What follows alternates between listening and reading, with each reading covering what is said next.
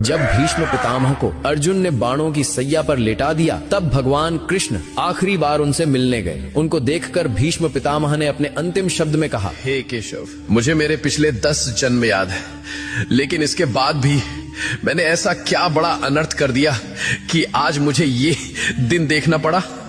पिछले 10 जन्म में मैंने तो कोई पाप नहीं किया, तो फिर मुझे ये बाणों की सैया क्यों मिली? ये बाणों की सैया अब मुझसे सही नहीं जाती। मुझे मेरे सवाल का जवाब दो केशव। तब भगवान कृष्ण ने कहा कि हे पितामह, ये बात आपके 10 जन्मों के पहले की है। जब आप एक राजकुमार थे, तब आप जंगल से भ्रमण कर रहे थे। तभी आपके रास्ते में एक सांप आ गया। आपने उसको मारा नहीं, बल्कि ये सोचकर कि कहीं ये सांप किसी को काट ना ले, इसलिए आपने उस सांप को रास्ते से हटा दिया।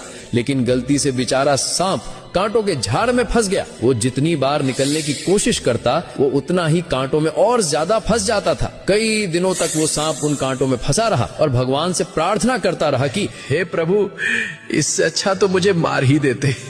प्रभु, जिसने भी मेरे साथ ऐसा किया है, उसके साथ भी ऐसा ही करना।